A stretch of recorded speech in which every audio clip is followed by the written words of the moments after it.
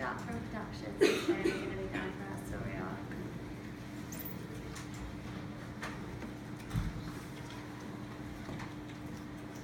This is our exposition.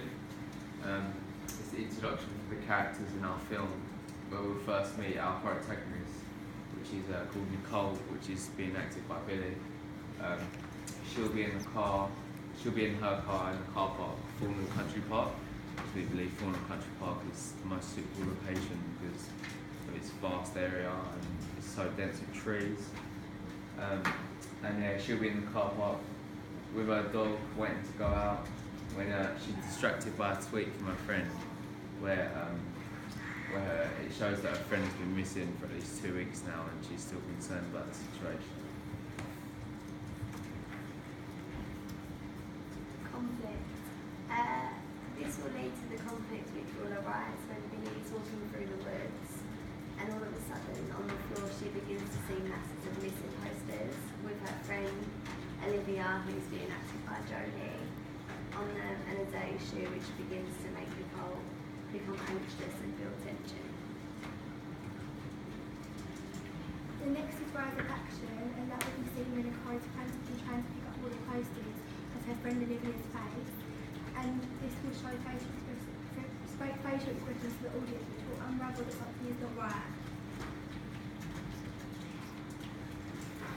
Then we have our climax. The opening scene is when the missing posters are found on the floor, scrunched up, and Nicole finds them on the floor, and then suddenly we see Olivia tied up on the floor, like battered and bruised.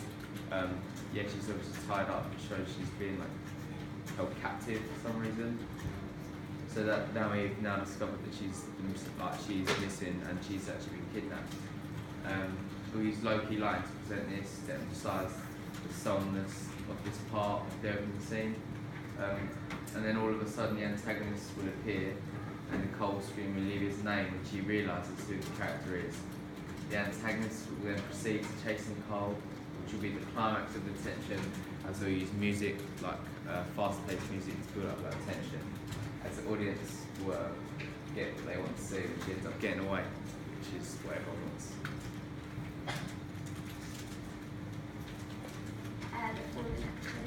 This will be when Nicole is running away and trying to escape from the antagonist, the psychopath. In the distance, she'll be able to see her car, which will be the motivation, and she'll feel safe and more protected. So Nicole will be able to just get there as soon as she can. She'll reach the car, and once she's inside, she'll look at it and tell her new vision. With intention, she drives away. With intention to drive away and get out of the situation, but she's just relieved that she's home. And lastly will be the resolution, which will be, as she has the protection of the car, she begins to come to terms with what's happened, and the shock of everything she has just encountered, she will cry because obviously she'll feel scared, and she's obviously just seen her friend tied up. She calls the police to report what she has discovered and takes a glance out the window to see the psycho standing in the mirror of her car.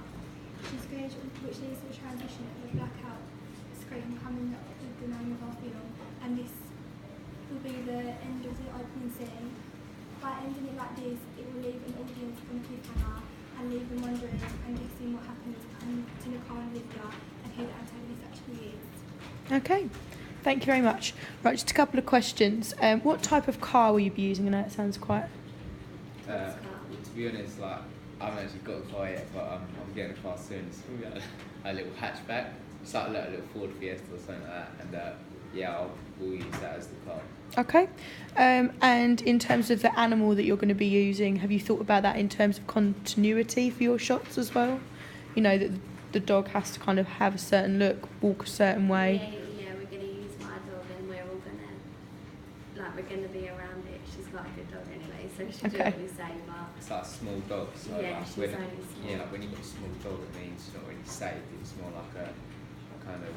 You're just taking a dog for a walk, whereas you had a big dog, it's kind of like protection, but as it's a small dog, it's going to make the character feel like less safe. Okay. In terms of the poster, has that been designed yet, or is that something to do on your next step? That's something to do on our next stage, yeah. But we know what we've got an idea, we've made like a plan. And we're developing the script as well alongside with the poster, so okay. they'll all together. Thank you. Your use of music, have you thought about it in the rising action element, you know, where she's seen the friend, what kind of music you would like to try and It use? could be like sort of non-diegetic, and then it could be like a heartbeat, which builds up temperature. Yeah, so that the audience is obviously aware now she's getting worried and I mean, we know when we want to use that fast-paced music, but I think it's just a matter of exploring different types of music and kind of we see what want links something best with that's the gonna scene. build up it, I think, like, yeah, I think we'll film the scene first and then kind of link some music with it as well. Yeah, just do bear in mind it will have to be copyright free. Yeah. So when you're having a look, do think of that. How you portray the actual idea of the captivity, how will you show that? well, we was gonna just have her like against a building in like obviously a deserted area in the forest, Okay.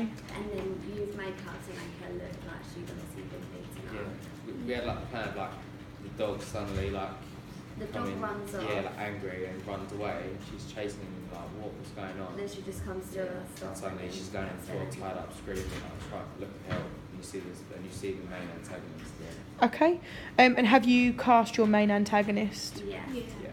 Okay. And do you think that they're going to try and fit the stereotype of a villain, or do you think that actually they look more kind of simplistic with Yeah, it? no, I think we use makeup as well to kind of enhance what they look like. as Yeah, antagonists. because that's what we thought before with the people we auditioned like prior to the one that we have now. They wasn't suitable for the role. So Do you actually think you're going to show the antagonist's face in the first 2 minutes, or do you no, think that? no, like when you first see him, you won't actually be able to see him properly. Right. Okay. Until But I think the last very scene in the window. Yeah, that's in the really window. Basically, they're like against the window, trying to ready to scare you. and do you think that you're going to have kind of like a title sequence running over the top of all the footage, so to introduce, you know, who your celebrity endorsements are, the name of the production I think at the company? end, when it transitions into a black screen, I think we'll have like the title of the film, and like maybe the main character, the main actors in it. And what is the title of your film? Cat and dog. Cat and mouse. Oh, sorry. Yeah. Cat and Mouse. Okay. Have you thought about the typography that you're going to use in terms of, you know, linking it to your genre of study? Yeah, we wanted to. I was thinking maybe just something plain because the name of it and the font will be contrasting, so people wouldn't know what to expect. Okay. Thank you very much for your time.